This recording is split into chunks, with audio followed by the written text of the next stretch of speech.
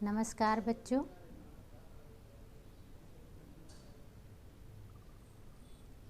नमस्कार। चलिए, आज कौन सा दिन है? आज डेट क्या है? 18। ठीक है।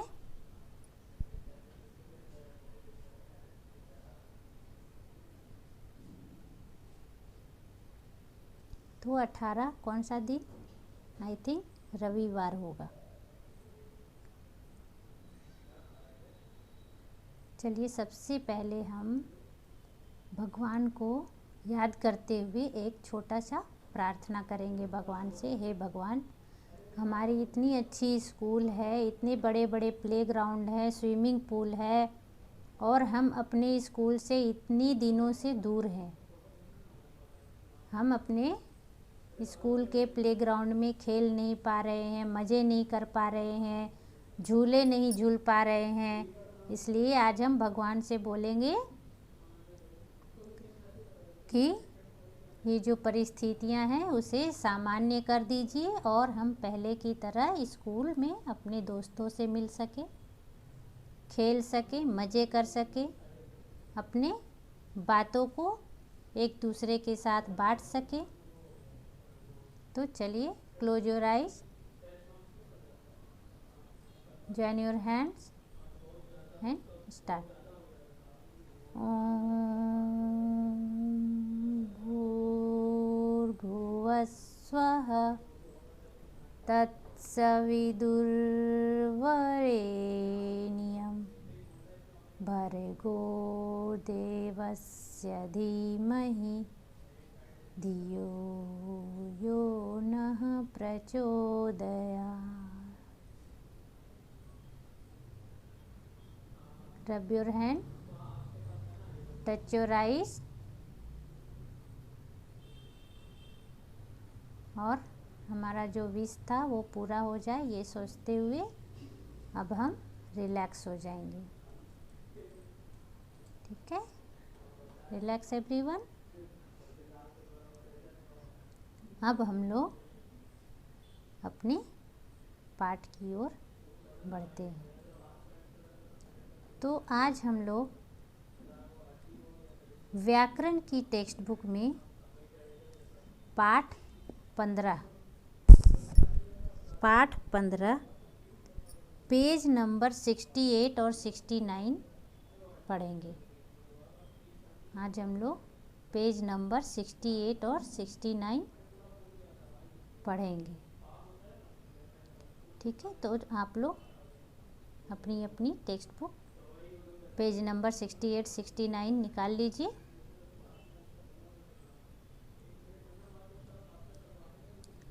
इस पाठ में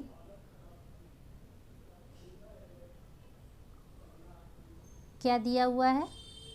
बहुत सारे चित्र दिए हुए हैं और संकेत दिए हुए हैं, संकेत बिंदु दिए हुए हैं। इन संकेत बिंदुओं के आधार पर हमें कहानी को पूरी करनी है। ओके, तो कहानी का नाम क्या है? एकता में शक्ति। कहानी का नाम क्या है? एकता में शक्ति। एकता का अर्थ क्या हुआ? एकता का अर्थ है मिलजुल कर अपनी शक्ति को दिखाना। एकता में शक्ति, शक्ति मतलब ताकत, एकता मतलब मिलजुल कर, तो मिलजुल कर अपनी ताकत को दिखाना। एकता मतलब, अगर ये हमारे 5 अंगुलियां हैं, इन अंगुलियों को अगर हम ऐसे मुट्ठी बना लें तो ये क्या हो गया? इन अंगुलियों की एकता हो गई। ठीक है, ये अंगुलियों की एकता हो गई। अब जो काम हम ये हाथ से नहीं कर पा रहे थे वो इस मुट्ठी के द्वारा हम कर सकते हैं। ये जब तक कहा गया है कि ये जो 5 उंगलियां हैं ये पांचों हमारे लिए बहुत ही ज़रूरी है। इसमें से एक भी उंगली को अगर कुछ कष्ट हो जाए तो हमें परेशानी होती है। ओके।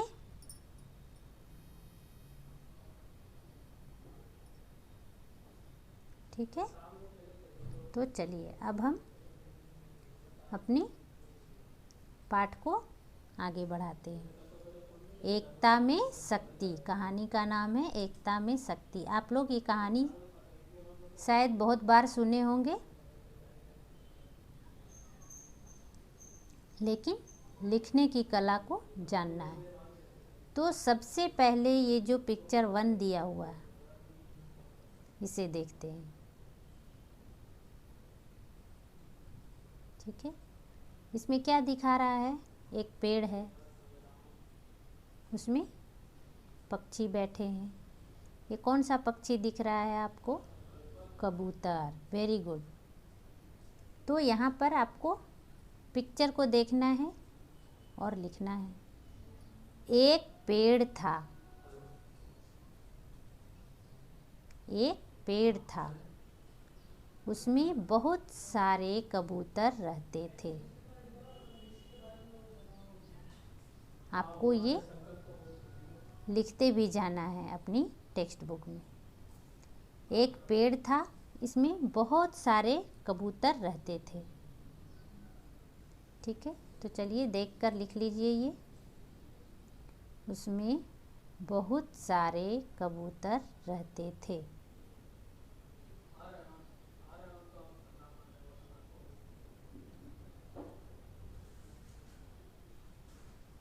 ठीक है,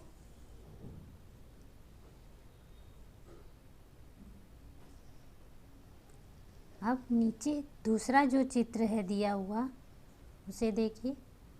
इसमें क्या दिख रहा है आपको? ये कबूतर क्या कर रहे हैं? दाना खा रहे हैं। देखिए यहाँ लिखा है, वे दूर दूर जाकर दाना चुगते थे। वे दूर दूर जाकर दाना चुगते थे। ठीक है, ये क्या कर रहे हैं? दाना खा रहे हैं। अब जो हमारा तीसरा चित्र है उसे देखकर हमें क्या लग रहा है?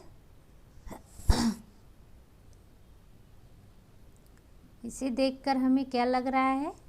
ये पेड़ है, जिस पेड़ पर कबूतर रहते थे, उसके नीचे एक शिकारी आया और जाल को बिछा रहा है। कहाँ? नीचे जो ज़मीन है, पेड़ के नीचे जो ज़मीन है उसमें जाल को बिछा रहा है। तो वही चीज़ यहाँ लिखना है। एक दिन एक शिकारी आया। ये कौन है? शिकारी। शिकारी का अर्थ होता है शिकार करने वाला, जो जंगल जाता है और जानवरों का शिकार करता है। तो ये जो शिकारी है वो जाल बिछा रहा है। वहाँ दाना डालकर जाल बिछा दिया। क्या किया? दाना डाल दिया यहाँ पर और जाल बिछा दिया, ताकि ये जो पक्षी है वो दाना खाने के बहाने यहाँ आएंगे और फंस जाएंगे। ओके, अब आगे का प्रश्न, ये चित्र कौन सा है देखिए, पेज नंबर 69 में देखिए।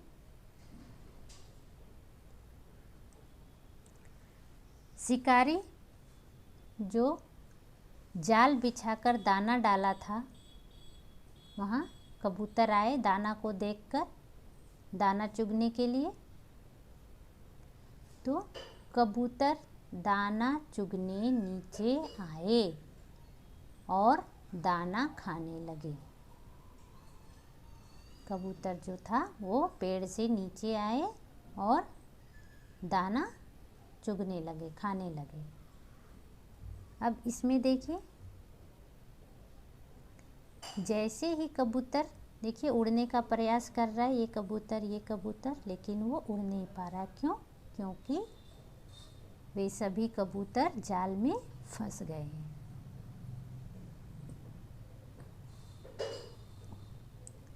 दाना चुगकर जैसे ही वे उड़ने लगे, उन्हें पता चला कि वे सब जाल में फंस गए हैं। जैसे ही ये कबूतर उड़ने का प्रयास करने लगे तो वो उड़ नहीं पा रहे थे। तब उन्हें लगा कि हम सब जाल में फंस गए हैं। यहाँ जाल बिछा हुआ है और हम सब उसमें फंस गए हैं।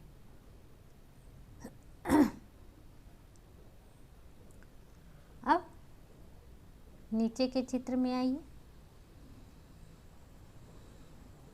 इस चित्र में क्या दिख रहा है कि एक कबूतर, ये जो जाल के बाहर है, वो आया और कबूतरों से बातचीत की और कुछ बोला। क्या बोला, चलिए देखते हैं। एक कबूतर बोला, चलो हम जाल लेकर उड़ जाते हैं। ठीक है, एक कबूतर बोला, चलो हम जाल लेकर उड़ जाते हैं। तो ये जाल में जो कबूतर फंसे हुए थे, उसमें से अगर एक कबूतर जाल को लेकर उड़ना चाहेगा तो क्या उड़ पाएगा? बताइए, उड़ पाएगा? नहीं।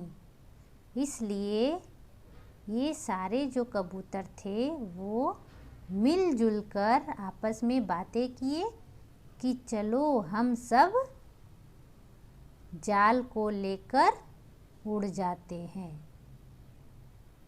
अब ये कबूतर मिलकर और जाल को लेकर उड़ गए।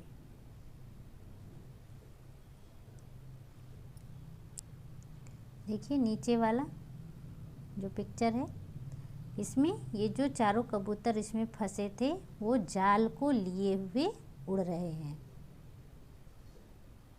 तो ये सब देखा जब शिकारी, तो वो हैरान हो गया, परेशान हो गया और देखता ही रह गया कि यह कैसे संभव है, ये कैसे हो सकता है। लेकिन बच्चों, जब हम किसी काम को मिलजुल कर पूरा करने का ठान लेते हैं, ऐसा दृढ़ संकल्प ले लेते हैं कि नहीं हमें ये काम करना है, तो वो मुश्किल से मुश्किल काम भी हम आसानी से कर पाते हैं। हम अपनी समझ-बूझ से उस काम को पूरा कर सकते हैं। ठीक है, तो इस कहानी से हमें क्या सीख मिलता है कि एकता में ही शक्ति है।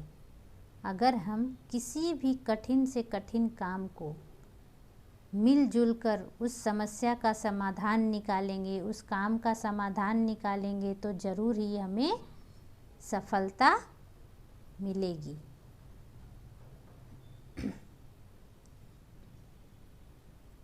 तो हमें कभी भी किसी भी परिस्थिति में तुरंत घबराना नहीं चाहिए। हमें ये सोचना चाहिए कि अब इस समस्या का समाधान हम कैसे निकाल सकते हैं, किस प्रकार इस समस्या को दूर कर सकते हैं। ठीक है, तो चलिए अब आपको लिखते जाइए।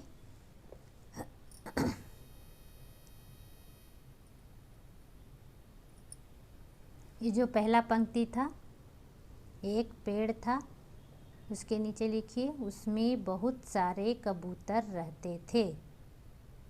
ये आपका क्लास वर्क है, इसलिए आप साथ साथ लिखते जाइए।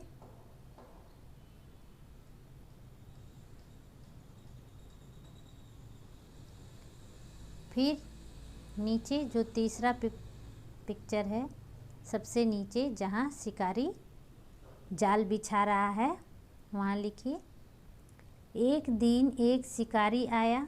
उसके नीचे लिखिए वहाँ दाना डालकर जाल बिछा दिया। वहाँ दाना डालकर जाल बिछा दिया। ठीक है, ये लिखिए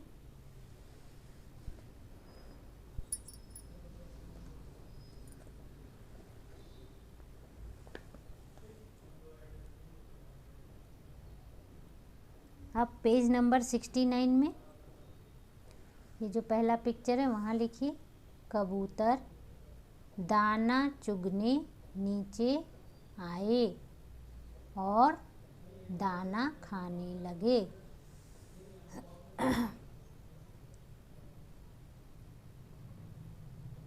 देखिए, कबूतर दाना चुगने नीचे आए और दाना खाने लगे। ठीक है, अब उसके नीचे वाले में आइए।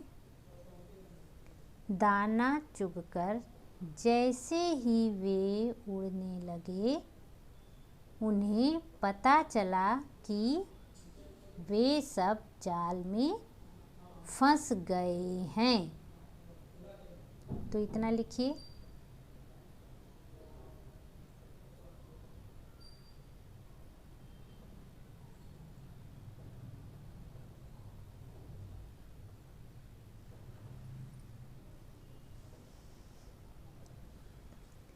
उसके नीचे आइए। एक कबूतर बोला, चलो हम जाल लेकर उड़ जाते हैं। कबूतर ने क्या बोला कि चलो हम जाल लेकर ही उड़ जाते हैं।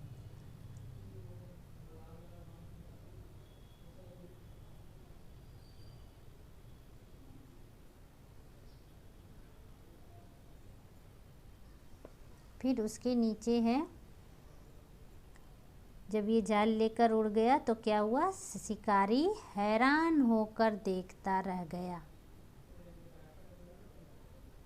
शिकारी हैरान होकर देखता रह गया, वह अचंभित हो गया कि ये जाल लेकर कैसे भाग गए ये पक्षी।